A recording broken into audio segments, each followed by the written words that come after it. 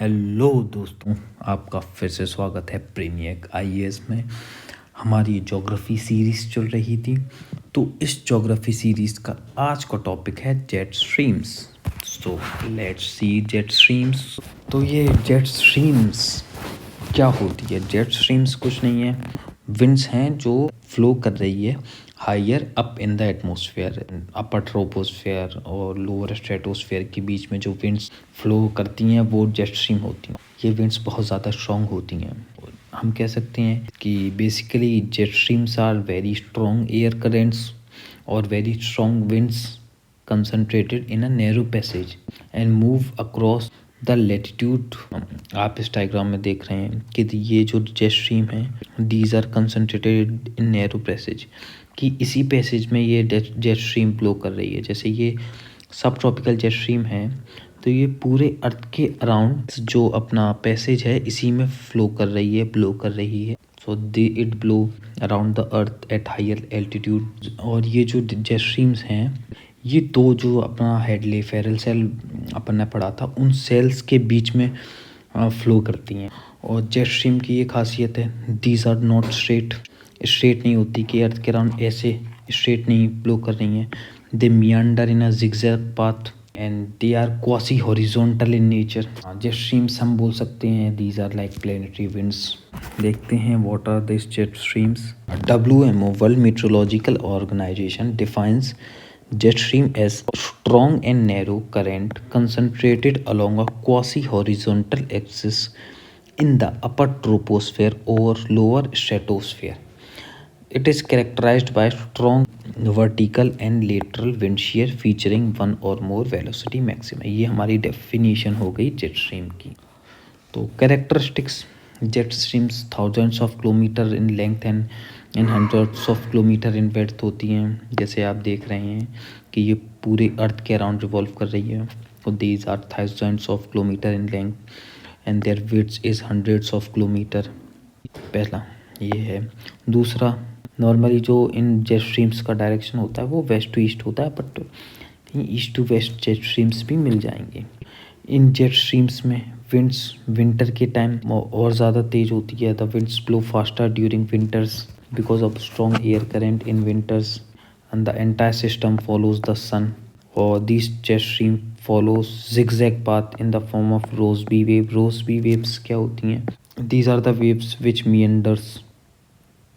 तो jet stream meanders करती हैं तो they follow zigzag path in the form of Rossby waves। So now let's see the formation of jet streams। तो jet streams form कैसे होती हैं इसको देखते हैं। सपोज ये अपना अर्थ सरफेस है, ये है अपना 0 degree, then 30 degree, then 60 degree और ये 90 डिग्री। और जैसा कि आपको पता है कि अपने अर्थ पे डिफरेंट प्रेशर सेल्स हैं, जैसे Hadley cell, Ferrel and polar cell. तो इन तीनों सेल्स में जो प्रेशर डिफरेंसेस भी होता है। तो क्या होता है, जैसे ये इक्वेटर है, इक्वेटर पे होता है जो ट्रोपोस्फेयर है उसकी हाइट ज़्यादा होती है, फिर आगे ट्रोपोस्फेयर की हाइट कम होती जाती है, तो ये सेल्स की हाइट भी कम होती जाएगी लाइक दिस। इन दोनों सेल्स के बीच में प्रेशर डिफरेंस होता है कि सपोज ये पोलर सेल है, ये कोल्ड होगी as compare to this subtropical cell. Temperature difference between this polar and subtropical cells is higher, तो प्रेशर डिफरेंस हाई होता है। जब प्रेशर डिफरेंस होगा तो विंड्स जो ब्लो होंगी वो होंगी high pressure area to low pressure area winds blow होंगी।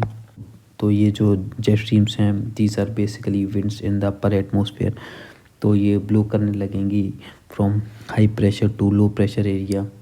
आपको पता है जैसे अपन पोल्स की तरफ जाएंगे कोरियोलिस फोर्स इंक्रीज़ होगा तो डिफ्लेक्शन इंक्रीज़ होगा, तो ये जेट स्ट्रीम आइसोबार्स हैं इनके पैरेलल ब्लो करने लगेगी, तो इनके बीच में जेट स्ट्रीम ब्लो करती है। Like there is a subtropical jet stream between this Ferrel and Hadley cell. और पोलर जेट स्ट्रीम है, फेरल एंड पोलर सेल के बीच में अपनी पोलर जेट स्ट्रीम है। So this jet streams blow like this.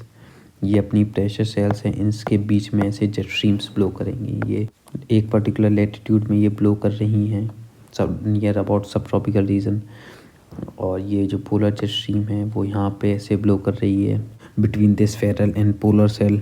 So there is a pressure difference, और ये जो प्रेशर डिफरेंस है जैसे जैसे हम ऊपर जाते जाएंगे ये जो प्रेशर डिफरेंस है वो इंक्रीज़ हो जाएगा, तो जिसकी वजह से विंड्स ब्लो करेंगी। तो jet streams are experienced in those region where there is a strong difference of pressure gradient. जहाँ पे प्रेशर डिफरेंस होता है, प्रेशर ग्रेडियंट में डिफरेंस होता है, जेट स्ट्रीम्स वहाँ ब्लो करती हैं। So the process of formation of jet streams are generated due to temperature difference between the two region. जैसे ट्रॉपिकल और टेम्परेट रीजन के बीच में टेम्परेचर डिफरेंस है, टेम्परेट और पोलर रीजन के बीच में। So the difference in pressure gradient with altitude above cold and warm air mass causes the strong movements of wind. जैसे we take this part in this diagram, so the lower part near to the equator is warmer and there it is a colder part, so between this the jet stream will blow like this.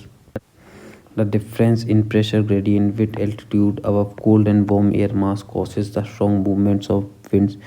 जितना ज़्यादा temperature difference होगा उतना ज़्यादा winds strong होगी, उतनी ज़्यादा जो अपना जेट स्ट्रीम्स हैं, air currents in the upper atmosphere वो उतना ज़्यादा स्ट्रॉन्ग होगा। तो हम ये बोल सकते हैं कि overall jet streams are generated due to strong pressure gradient. Strong pressure gradient की वजह से ये जेट स्ट्रीम जनरेट होती हैं with increase in altitude. Altitude के इंक्रीज होने से जो प्रेशर ग्रेडियंट स्ट्रॉन्ग हो जाता है तो उसकी वजह से जेट स्ट्रीम्स डेवलप होती हैं। So it is the formation of jet streams. There are various types of jet streams, जैसे पोलर फ्रंट जेट स्ट्रीम। ये क्या है polar front jet stream? These jet streams are found where the ferrule and polar cell meets. So अपनी पहली type of jet stream है polar front jet stream.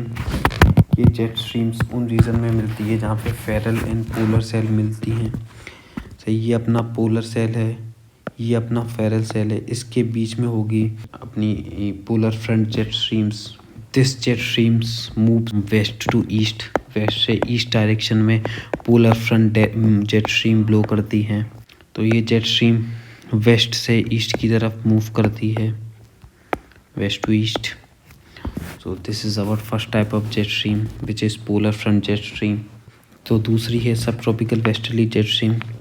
They are associated with temperature gradient at the poleward limit of Hadley cell. Hadley cell की जो पोलवर्ड limit है उधर पे blow करती है। This is Hadley cell. In the poleward limit of Hadley cell, this subtropical westerly jet stream blow, and this subtropical westerly jet stream blow करती है from west to east. This subtropical westerly jet stream is more strong and regular. फिर अपनी तीसरी type है tropical easterly jet stream. ये अपनी tropical easterly jet stream है। ये फॉर्म होती है इंडियन अफ्रीका रीजन पे। जो इंडियन अफ्रीका रीजन है ये वाला, इस पे फॉर्म होती है अपनी ट्रॉपिकल ईस्टर्ली जेट स्ट्रीम्स, वो भी समर के टाइम में। Because in the summer the temperature of Tibetan plateau increases. As the temperature of Tibetan plateau increases, pressure on Tibetan plateau decreases, so the air will blow from high pressure to low pressure. So in the lower atmosphere, winds will blow towards the Tibetan plateau, while in upper atmosphere the conditions are reverse. तो upper atmosphere में जो jet stream होंगी वो blow करेंगी India से Africa की तरफ, और ये अपनी मूव करती है from east to west, India से अफ्रीका की तरफ मूव करती है। ये ट्रॉपिकल ईस्टर्ली जेट स्ट्रीम। तीसरी है tropical easterly, form over Indian Africa in summers due to intense heating of Tibetan Plateau direction east to west. Polar night jet stream चौथी jet stream है। तो ये जो पोलर नाइट जेट स्ट्रीम है, this is a strong jet stream develop in polar region. Polar region में develop होती है। In this polar night jet stream it is develop in the poles. Poles में यहाँ पे ऐसे डेवलप हो जाती है और ये जो पोलर नाइट जेट स्ट्रीम होती है, this does not allow the cold air to flow from the poles to lower latitude. ये जो कोल्ड एयर होती है वो पोल्स में ये अपनी polar night jet stream trap कर लेती है और उसको लोअर लेटीट्यूड में फ़्लो नहीं होने देती है। लेकिन कभी कभी जब ये जेट स्ट्रीम वीक पड़ती है तो ये जो कोल्ड एयर है वो लोअर लेटीट्यूड में फ़्लो कर जाती है, which causes the freezing temperature in lower latitudes. Canada and North American regions में फ्रीजिंग टेम्परेचर हो जाता है। ये अपना पोलर वर्टेक्स होता है। तो ये हम आगे पोलर वर्टेक्स में इसको समझेंगे। The fourth one is polar night jet stream form over the polar regions during winters. Direction west से ईस्ट की तरफ मूव करती है। Last is local jet stream. Local jet stream देखते हैं, जैसे ये Somali jet stream, this is local jet streams. These local jet streams are form due to the local thermal and dynamic condition. जो local temperature conditions, pressure conditions हैं, उसकी वजह से ये लोकल जेट स्ट्रीम फॉर्म होती हैं। जैसे Somali jet stream form होती है अफ्रीका से, ये इंडिया की तरफ यहाँ पे ऐसे मूव करती है। This Somali jet stream affects the south west monsoon bringing it towards India. तो Indian monsoon is affected by this Somali jet streams. So these are some 5 type of jet streams. What are the significance of jet stream? These jet streams are responsible for cyclonic and anticyclonic circulations along the surface. Suppose ये अपना surface है, तो अगर ऊपर हमारा convergence हुआ in the upper atmosphere like this convergence, so because of this convergence, सो जो lower atmosphere में होगा वो डाइवर्जेंस होगा। So because of this divergence यहाँ पे एंटी साइक्लोनिक सर्कुलेशन फॉर्म होगा। So these jet streams affect the cyclonic and anti cyclonic circulation in the divergence in the upper atmosphere causes surface convergence and forms cyclonic circulation. तो ये cyclonic circulation form होगा कि जब surface पे convergence होगा तो ऊपर डाइवर्जेंस होगा, अपर एटमॉस्फेयर में कन्वर्जेंस होगा तो लोअर डाइवर्जेंस होगा। So this is also affected by jet streams. The jet streams are responsible for cyclonic and anticyclonic circulations along surface. Upper divergence within jet streams causes lower convergence along surface, and upper convergence causes lower divergence. These jet streams changes local weather condition by suppressing or extenuating precipitation. Because of this cyclonic and anticyclonic circulation, ये local weather conditions को भी change कर देती हैं jet streams. Cyclonic circulation, it accentuates precipitation, convection होगा, precipitation होगा। And in the anti cyclonic circulation में precipitation कम होता है। Surface divergence creates stable condition, जैसे सब ट्रॉपिकल हाई प्रेशर बेल्ट पे एंटी साइक्लोनिक सर्कुलेशन होता है, दस क्रिएटिंग स्टेबल कंडीशन नॉन सब tropical high pressure belt. Third, jet streams helps in formation of temperate cyclone, intensifying them. Cyclone formations में भी help करता है जेट स्ट्रीम, जैसे आपने भी सर्कुलेशंस में देखा। The monsoon of south Asia is control और अफेक्टेड बाय सब tropical westerlies, tropical easterlies and Somali jet stream.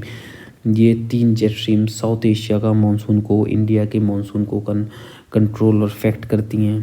कौन कौन सी? सब tropical westerly, tropical easterly and Somali jet stream. Aircraft navigation में जेट स्ट्रीम्स का यूज़ है। वर्ल्ड वॉर 2 के time अपनी जेट स्ट्रीम डिस्कवर हुई थी, जब ये जापान और अमेरिका एक दूसरे के ऊपर बॉम्बिंग करते थे, तो दे नोटिस कि एक तरफ की जर्नी में ज़्यादा फ्यूल कंजप्शन हो रहा है और ज़्यादा टाइम लग रहा है, लेकिन वापस आने में फ्यूल कंजप्शन कम है। तो फिर उनको पता चला it is due to the jet streams, क्योंकि जो जेट प्लेन्स होते थे, fighter planes in world war, they flew at high altitude to avoid appearance used in aircraft navigation. Jet stream में एयरक्राफ्ट अगर फ्लाई करेगा तो फ्यूल की भी बचत होगी। As these are strong air currents, jet streams के डायरेक्शन में अगर एयरक्राफ्ट फ्लाई होगा। Jet streams are responsible for ozone depletion in polar reason during winters. हाँ, ये कैसे है कि कैसे जेट स्ट्रीम्स ओजोन डिप्लीशन में भी मदद करती है। ये अर्थ है, इसकी जो पोल्स पे आपको पता है पोलर जेट स्ट्रीम्स हैं, और ये जो पोलर जेट स्ट्रीम्स रहती हैं इनमें रहते हैं पोलर स्ट्रेटोस्फेरिक क्लाउड्स, जैसे nectar, mother of pearls.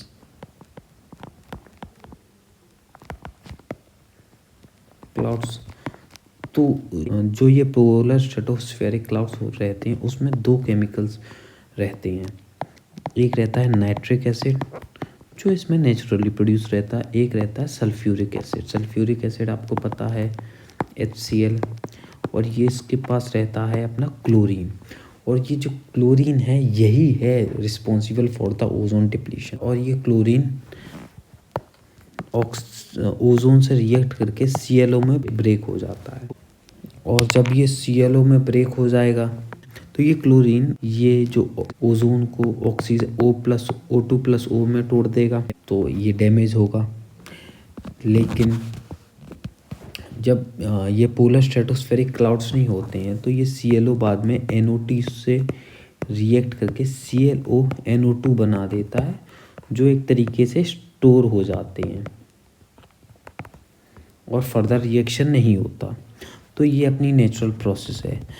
But ये पोलर स्ट्रेटोस्फेरिक क्लाउड्स हैं ड्यू टू द पॉल्यूशन। देखिए आप नॉर्थ पोल में भी पॉल्यूशन है जिससे वहाँ सल्फ्यूरिक एसिड है। सल्फ्यूरिक एसिड मेनली मतलब बनता तो पॉल्यूशन की वजह से ही है इन पोलर स्ट्रेटोस्फेरिक क्लाउड्स में। तो पोलर स्ट्रेटोस्फेरिक क्लाउड्स की वजह से क्या होगा कि देखिए जैसे ये ClONO2 है जो स्टोर था अभी तक, तो जब ये पोलर स्ट्रेटोस्फेरिक क्लाउड से पास होगा, suppose this is polar stratospheric cloud, और in the presence of light जब ये इससे पास होगा तो ये ब्रेक हो जाएगा क्लोरीन में। Cl2 में दो क्लोरीन एटम हैं मिले, और ये क्लोरीन एटम O3 से रिएक्ट करके फर्दर ClO बना देंगे, और ये पोलर स्ट्रेटोस्फेरिक क्लाउड में सनलाइट की प्रेजेंस में तो ये बना देगा अपना ClO बन जाएगा Cl2O2। फिर से ये क्लोरीन एटम अलग हो गया इससे, फिर से ये अलग ओजोन से रिएक्ट करेगा। ऐसे ये इतना ज़्यादा रिएक्ट कर देता है कि मतलब ओजोन में होल तक क्रिएट हो जाता है because of this polar stratospheric cloud. So this is the reason of ozone depletion due to jet stream. और सेवंथ और लास्ट सिग्निफिकेंस है इसमें अपना जेट स्ट्रीम्स का, this jet streams helps in transportation of pollutant to upper troposphere from urban regions. It also help in improving the quality of air during winters। जैसे दिल्ली में jet streams हैं, jet stream है जहाँ पे अपर divergence है, अपर divergence होगा तो lower convergence होगा। तो इस लोअर कन्वर्जेंस में ये अपने साथ पॉल्यूशन ले जाएगा, पॉल्यूटेंट ले जाएगा, पॉल्यूटेंट ले जाके ऊपर एटमॉस्फेयर में ये स्प्रेड कर देगा।